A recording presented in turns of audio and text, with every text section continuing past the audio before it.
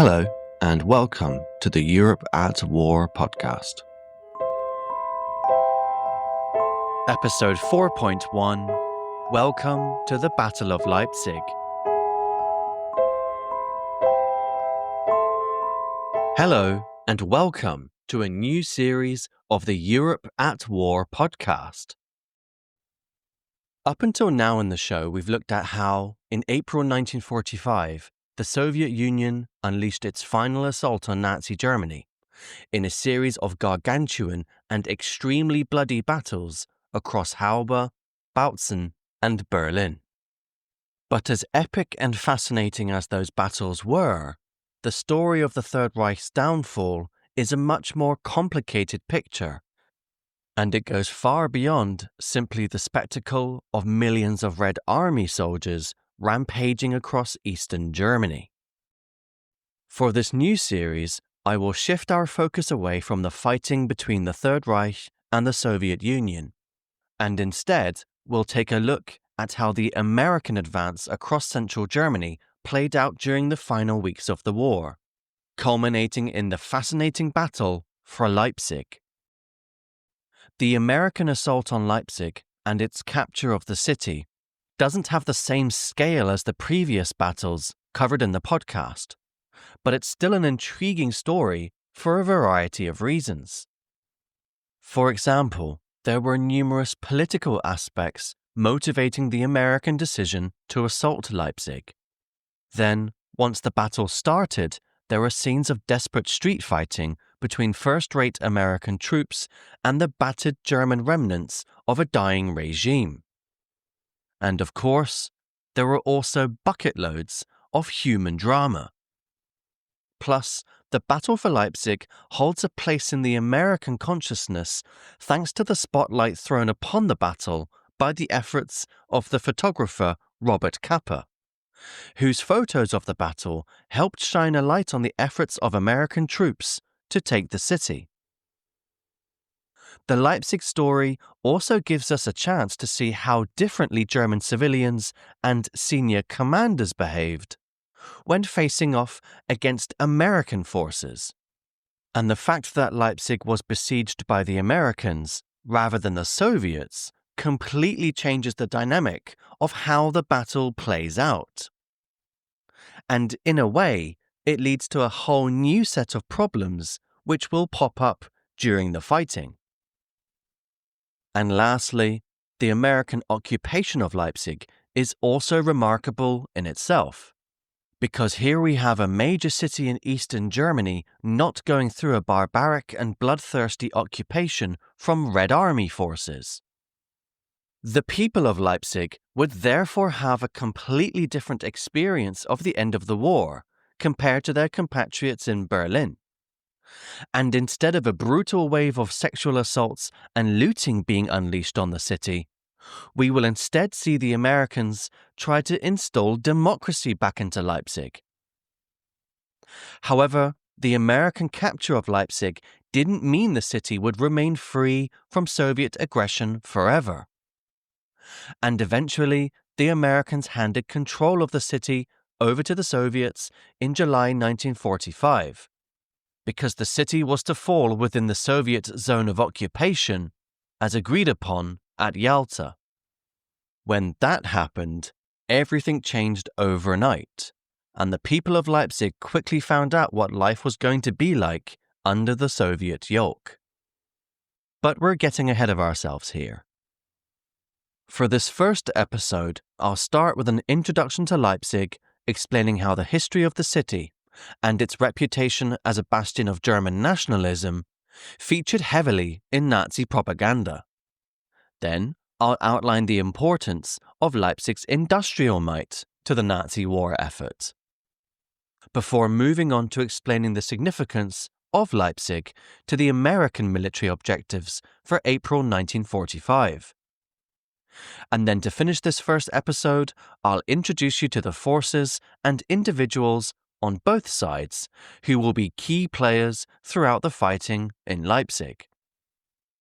Later episodes in the series will then focus on the American advance towards Leipzig and the last-minute preparations made by the leadership of the city to counter the impending American assault.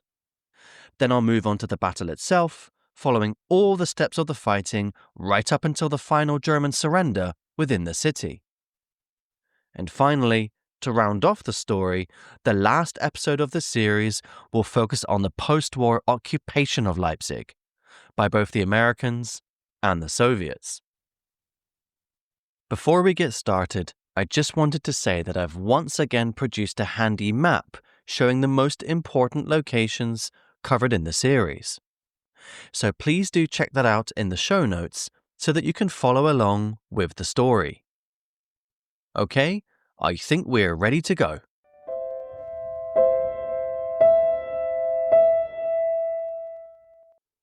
Leipzig is a major city of just over 600,000 people in East Germany, located roughly 200 kilometers southwest of Berlin and 100 kilometers west of Dresden, in the federal state of Saxony.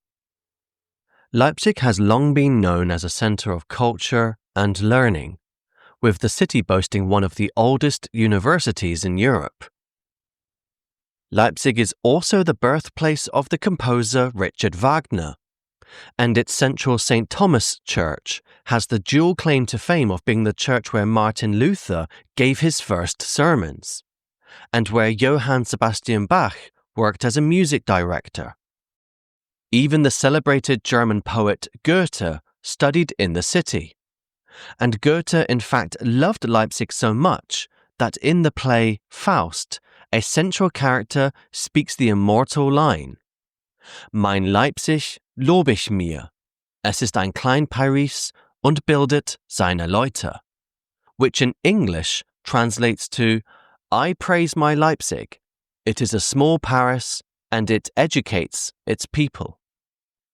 Leipzig boasts a long tradition of hosting international trade fairs, and the wealth which flowed into the city as a result of these trade fairs led to the creation of some truly stunning architecture. Thus, before the Second World War, Leipzig's historical centre possessed some fantastic examples of Renaissance and Baroque buildings, and a host of ornate churches and museums could be found throughout the city.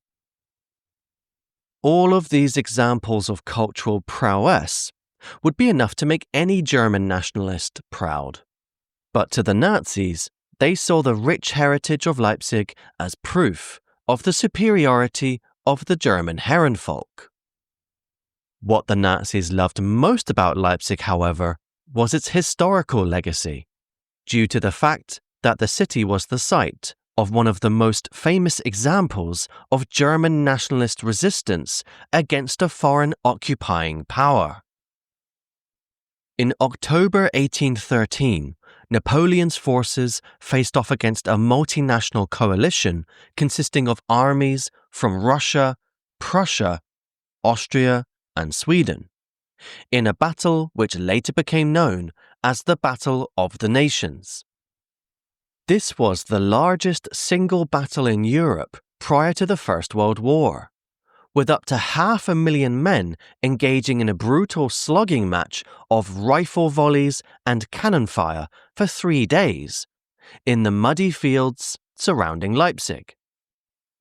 When the fighting was over, 100,000 men lay dead on the battlefield.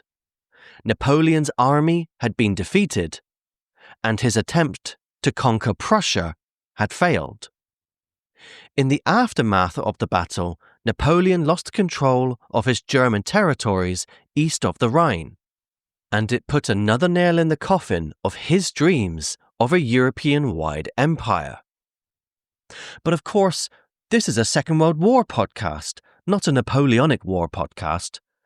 So why is this battle from 1813 so important to the story of Leipzig in 1945?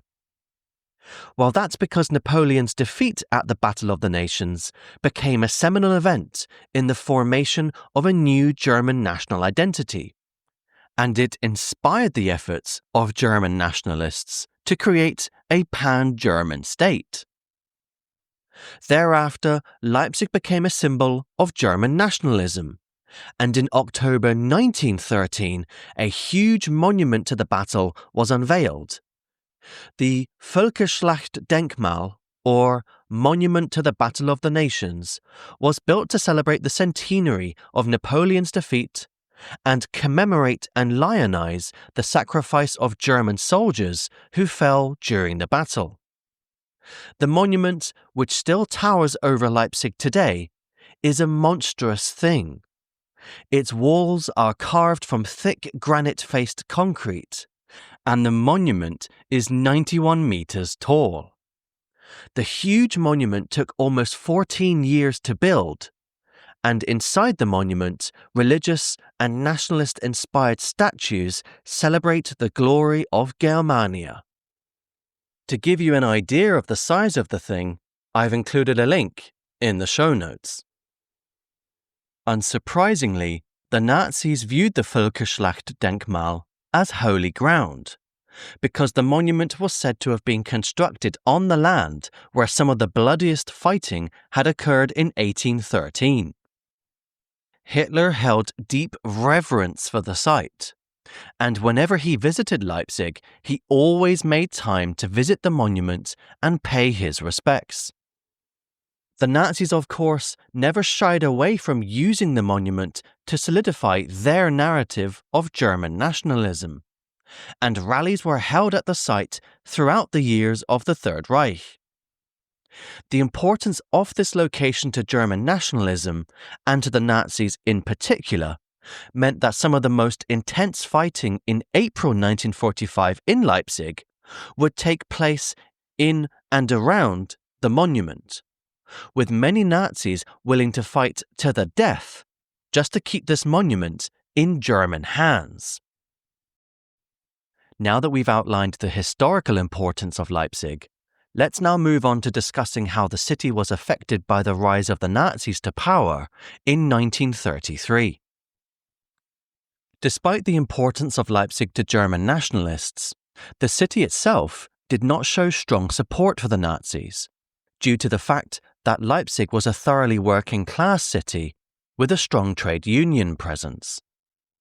The city also had proud roots as an engine of socially progressive politics, and in 1865 had even been the birthplace of the German Association of Women.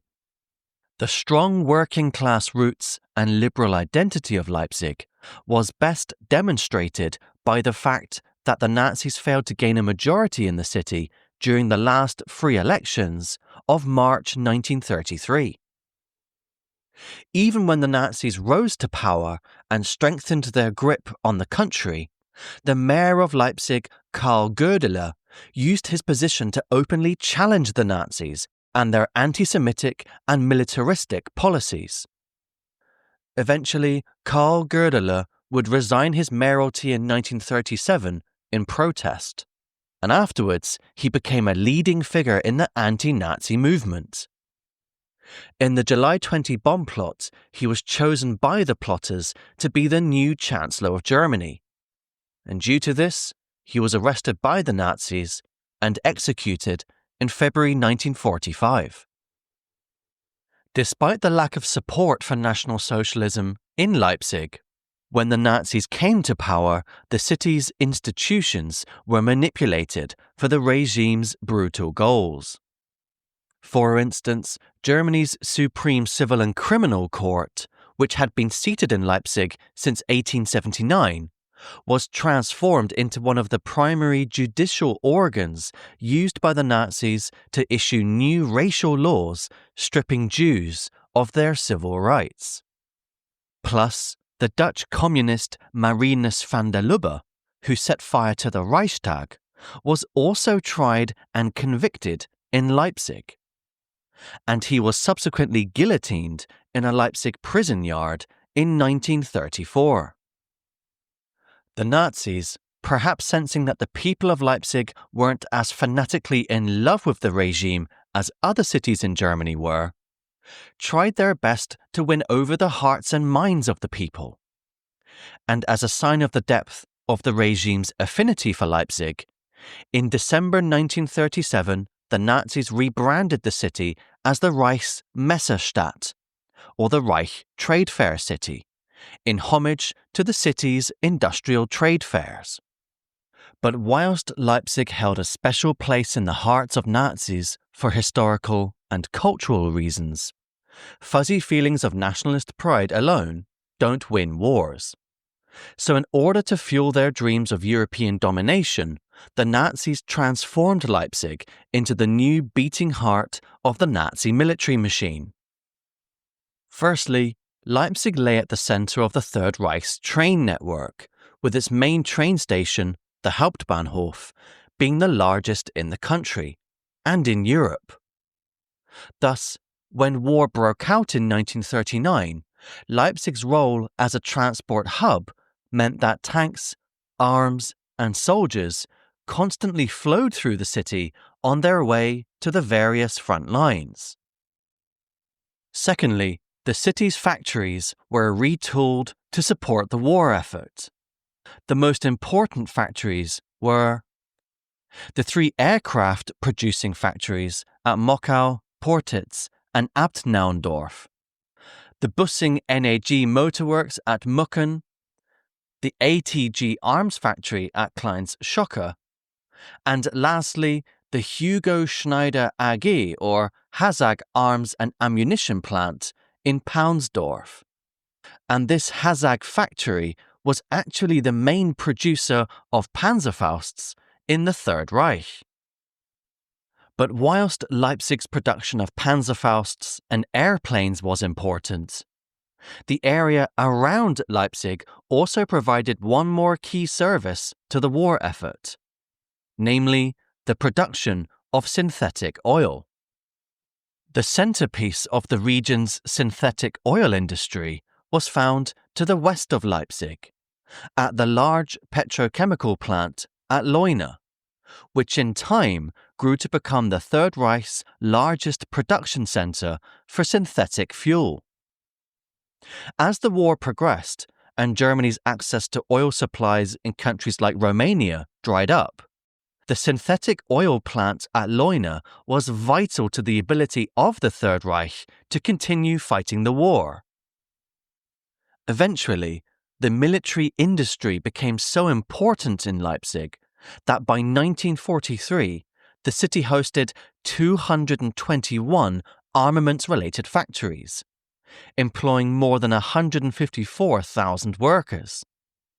Of course, 1/3 of this workforce was slave labour, drawn from forced foreign workers, prisoners of war, and concentration camp inmates. These slave labourers were housed in 400 buildings and camps throughout the city, with the most notorious location being the Leipzig Tekla concentration camp. This camp was located in the northeast of Leipzig, and it was attached to the Erler Machine Works factory, which produced Messerschmitts for the Luftwaffe. I draw attention to this camp in particular, as it will feature later in our series as the site of one of the most tragic episodes during the Battle of Leipzig. The importance of Leipzig to the Nazi war effort had not gone unnoticed by the Allies, of course, and the city was subjected to numerous Allied bombing raids throughout the war. The first significant raid took place on the 3rd and 4th of December 1943, when an RAF raid by more than 500 Lancaster and Halifax bombers pounded the city. This raid caused more than 5,000 separate fires to break out across Leipzig, and the historic city centre was ravaged by an intense firestorm which left most of it in ruins. This attack destroyed or damaged 13,500 buildings, killed at least 1,800 people, wounded 4,000 more, and left 131,000 Leipzigers homeless, which represented roughly 1/5 of the population. Another heavy RAF raid took place in February 1944, causing a further 972 deaths in the city. whilst the Americans followed up with more bombing raids, targeting Leipzig's airfields, factories, railway yards, and the Hauptbahnhof. The RAF and the US Army Air Force targeted Leipzig with bombing raids right up until early April 1945, each time dealing death and destruction onto the city. In response to the increasing threat from the air, the Germans installed a deadly concentration of flak guns in the Leipzig area. Initially, 374 anti-aircraft guns were installed, 174 of which were placed in and around Leipzig, whilst 104 guns were placed to defend the oil production plant at Leuna. This flak network, however, continued to grow, and it's estimated that by 1945, up to 1,000 anti-aircraft guns had been installed in the area. These guns were operated by the Luftwaffe 14th Flak Division, and such was the effectiveness of this anti-aircraft network, Allied air forces started paying an increasingly high price, with dozens of bombers being lost in some raids. Despite the threat the Allied bombers posed to the people of Leipzig, it seems the authorities put little effort into protecting civilians. And as a result, only 10 air raid bunkers were built in Leipzig, which only provided shelter to around 1% of the population. Instead, the protection of armaments factories and the petrochemical production plants was prioritized, and the thick concentration of guns were therefore primarily placed in the vicinity of the factories and production plants, rather than in residential housing areas. Nevertheless, the flak guns did limit, to some degree, the amount of bombing raids the Allies launched on Leipzig during the war. Thus, despite the devastating raids it suffered, Leipzig was not subjected to the sustained levels of bombardment seen in Hamburg, Cologne, Dortmund, or Berlin. By 1945, Leipzig's reputation as a city which had avoided the worst of Allied bombing raids meant that Germans from utterly devastated cities such as Berlin escaped the torment of living in the German capital and instead sought refuge in Leipzig. Plus, by the spring of 1945 in particular, the city's population grew even more due to the daily arrival of hundreds and thousands of refugees from Silesia and East Prussia, who were all fleeing westwards in the wake of the Red Army's relentless advance. It's thus clear that before the Battle of Leipzig had even begun, the city was already living in turmoil, and thousands of displaced and homeless people were struggling to survive amongst the carnage of broken streets and burnt-out buildings. Now that we've given the overview of Leipzig before and during the war, let's take a closer look at the military situation on Germany's Western Front in the spring of 1945, in order to understand the context as to why the Americans decided to assault Leipzig. By early April 1945, the Wehrmacht forces stationed along Germany's western borders were in complete disarray. Following the success of Operations Plunder and Varsity, the British 21st Army Group, under the command of Field Marshal Montgomery, had successfully crossed the Rhine and stood poised to continue their drive into northern Germany. The Americans, meanwhile, had captured the last intact bridge over the Rhine at Remagen and were pouring men and equipment into the newly established bridgehead on the German side of the river. For months, the Germans had held firm against the Western Allied advance. But with the forces guarding their western frontier torn asunder, and the natural barrier of the Rhine overcome by the Allies, there was nothing to stop the Allied march into the heart of the Third Reich. The Allied advance into Western Germany was yet another devastating blow to the morale of the German people, as the war was finally coming home to the towns and villages of Germany itself. Despite the obvious hopelessness of the military situation for Germany, the Nazi regime conjured up fantastical tales of wonder weapons to give the people the belief that victory could, perhaps, be snatched from the jaws of defeat. But for every lie the regime told, reality kept getting in the way, such as when, on the 1st of April, between the towns of Lippstadt and Paderborn, lead elements from British 21st Army Group linked up with units from the US 12th Army Group, led by General Omar Bradley. This link-up between the British and Americans successfully encircled 300,000 German soldiers from Army Group B, trapping them in what became to be known as the Ruhr Pocket. Army Group B had represented the last major unified fighting force the Germans had on their western frontier. And with the Ruhr now cut off from the rest of Germany, its all-important coal reserves and industrial resources could no longer be used to prop up what remained of the German military machine.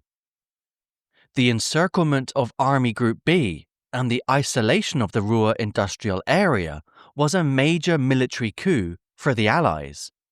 But as commanding as the situation looked for the Allies in the first week of April, Germany is a large country, and the lead elements of the British and American forces still stood 400 kilometers west of Berlin. On the face of it, it looked like the march to Berlin would be a doddle. After all, the best armies the Wehrmacht had were either trapped in the Ruhr Pocket, rapidly retreating, or they lay dead in the field. But rather than simply sprint towards Berlin, as many expected the Allies to do, political tensions appeared between the senior Allied leadership over what exactly to do next. The British argument, made most forcefully by Churchill and Montgomery, was that the Western Allied forces should thrust immediately towards Berlin. Essentially, they saw the capture of the Nazi capital as moral retribution for the losses Britain had suffered during the war. Also, neither of them trusted the Soviet promises made at the Yalta Conference regarding the post-war occupation zones of Germany, and they believed that capturing Berlin would give them a vital bargaining chip against the Soviets. Eisenhower, on the other hand, opposed authorizing a drive on Berlin, as he instead believed that the complete destruction of the remaining German forces should be prioritized. Eisenhower also didn't relish the high number of casualties an attack on Berlin would undoubtedly produce, with estimates of up to 100,000 casualties being projected. These were losses that the Americans could not afford given their planned invasion of Japan. So if not Berlin, where would the British and Americans direct their forces next? In the north, the British 21st Army Group was ordered to continue its advance northwards in order to capture Hamburg and other major ports along the North Sea coast. In the south, the US 6th Army Group was ordered to push towards Bavaria and link up with Allied forces coming through Italy and with Soviet forces coming west through Czechoslovakia. In the center, meanwhile, the US 12th Army Group was ordered to thrust towards the areas of Thuringen and Saxony, and towards the city of Leipzig. But why was Leipzig identified as a key target? First and foremost, the importance of Leipzig's industries and transport links was without doubt the strongest reason fueling the American desire to capture Leipzig. The argument being that the sooner Leipzig's factories were knocked out of action, the quicker the Third Reich would fall. Leipzig's geographical location also made the capture of the city an important objective, because Eisenhower had been coordinating closely with Soviet Marshal Zhukov to arrange a link-up between the US and Red Army forces. And this link-up was anticipated to take place somewhere in central Germany along the Elbe and Mulde rivers, close to Leipzig. Moreover, whilst Eisenhower was willing to forego an assault on Berlin, he still obviously recognized the value of advancing the Western Allied forces as far east as possible, as a show of strength against the Soviets, and as a way of making sure they did adhere to the agreements made at Yalta. According to the Yalta Agreement, Leipzig was supposed to fall into the post-war Soviet zone of occupation. But if the Americans captured Leipzig first, then they could leverage their control over the city, essentially making the argument to the Soviets that if they did not grant access to West Berlin to the Americans, French, and British, then the Americans could just as easily refuse to hand over Leipzig to the Soviets. And lastly, the final reason why the Americans wanted to advance quickly across central Germany towards Leipzig was the fact that numerous concentration camps were still operating behind German lines. For example, Buchenwald, near Weimar, was one of the largest concentration camps still in operation. Some of its satellite camps were located in Leipzig itself, such as the Thekla concentration camp, whilst other satellite camps lay directly in the path of the American advance towards Leipzig, such as the V-2 rocket production facilities located at the Mittelbau-Dora concentration camp, near the town of Nordhausen in northwest Thüringen. Plus thousands of Allied servicemen were still being held as prisoners of war in camps and prisons throughout central Germany, such as at the famous Colditz Castle. The Americans feared that if the tens of thousands of concentration camp inmates and Allied prisoners of war present in the region were not liberated soon, then they might be liquidated by their prison guards. In order to save these people from that tragic fate, time was clearly of the essence. Now that we've discussed the importance of Leipzig to both sides, let's finish this week's episode with a look at the key forces and personalities which will feature in the story of the Battle of Leipzig. The American thrust across central Germany in early April 1945 would be spearheaded by the US First Army, commanded by Lieutenant General Courtney H. Hodges. The offensive would involve 2 army corps.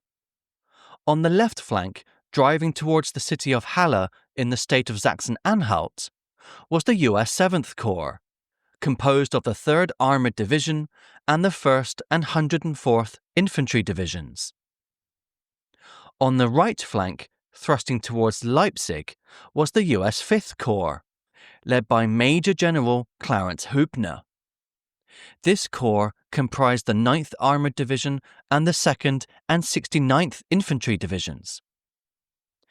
As it's the US 5th Corps who will be responsible for leading the assault on Leipzig, the divisions within this corps will be the main focus of future episodes. And it's the 2nd and 69th Infantry Divisions in particular who will undertake the assault on Leipzig.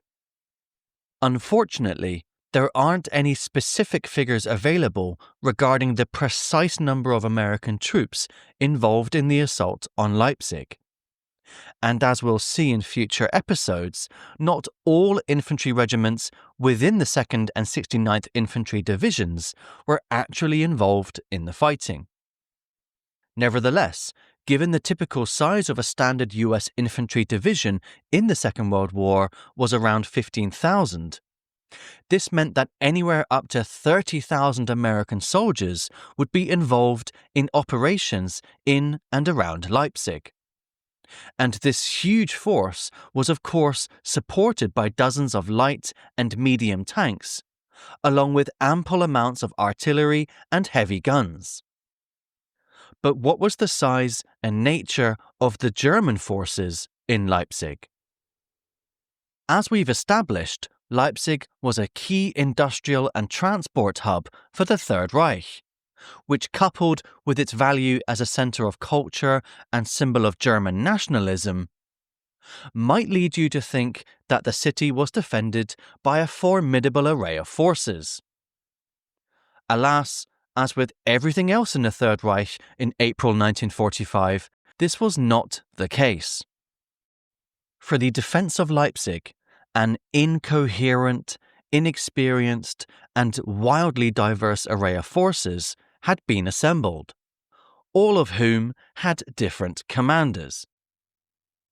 From the Wehrmacht, there was a replacement battalion of infantry comprising 750 men, 500 of whom were half-trained recruits, and there was also an understrength Transport Corps replacement battalion of just 250 men. These Wehrmacht units were under the command of General Major von Siegesar, who was the official Kampfkommandant, or senior military commander, of Leipzig. In theory, he held sole responsibility for organising and executing the defence of the city. But as we'll see in next week's episode, he was to be replaced on the eve of battle in rather chaotic circumstances. Leipzig's defence forces also included 8 battalions of Volkssturm, totalling 2,265 men, although once again the quality and fighting capability of the Volkssturm would leave a lot to be desired. The ragtag battalions of Leipzig Volkssturm were led by the local Kreisleiter Walter Dönecke. The Leipzig Police Force, led by General Major Wilhelm von Grohlmann, totaled 3,400 men, and they were also drafted into the defence plan for the city. This number of policemen sounds impressive. However, the police force, just like the Volkssturm, was composed mainly of men in their 50s and 60s. This was due to the fact that Germany's wartime conscription laws required any police officer born after the year 1896 to serve in a frontline Wehrmacht or SS unit. Plus, as we'll discover in future episodes, just because the Leipzig police force were supposed to take part in the defence of the city, that doesn't mean they actually would. Hundreds of Hitler Youth boys were also conscripted into the defence of Leipzig. Eager to fight, but lacking in experience and equipment, they were organised into ad hoc frontline units. And despite their lack of military training, it was often these young boys who would be the first to throw themselves at the American enemy.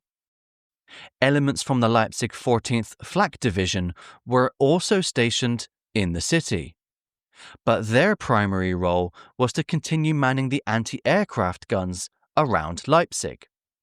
However, given the paucity of ammunition available to the Germans, many of these guns were running dangerously low, and when a gun ran out of ammunition, their Luftwaffe gunners were immediately sent to the front line.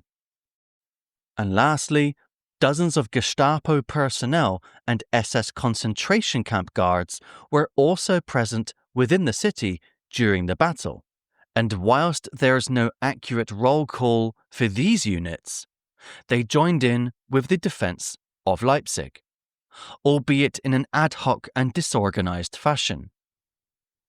All in all, the entire range of Leipzig garrison forces likely numbered no more than 7,000 or 8,000 men in total.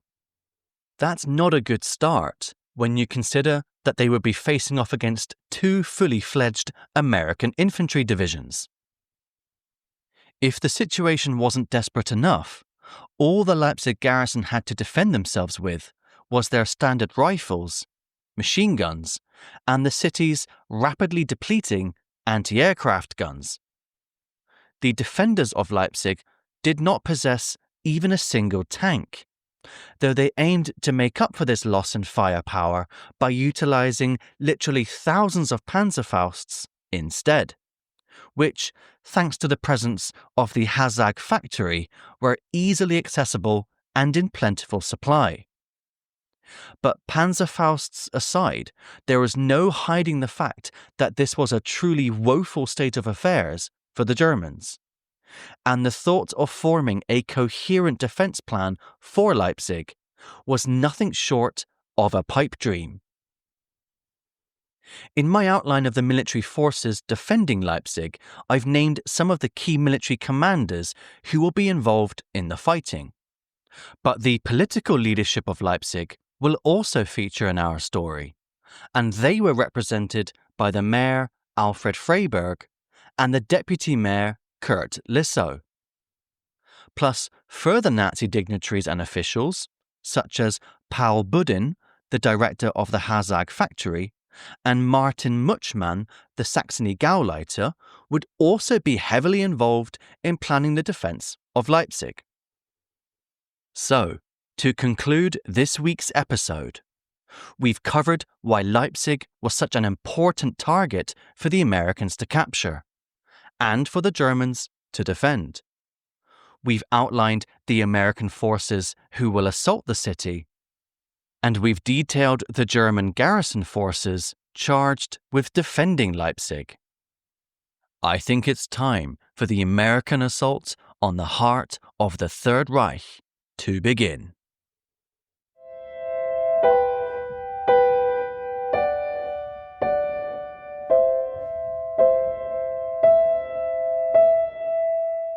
Thank you for listening to the Europe at War podcast. If you're enjoying the show and want to stay up to date with all the latest episodes, don't forget to hit that follow or subscribe button. You can also help spread the word by leaving a rating or review on your favorite podcast platform. It really makes a difference and helps more people discover the show.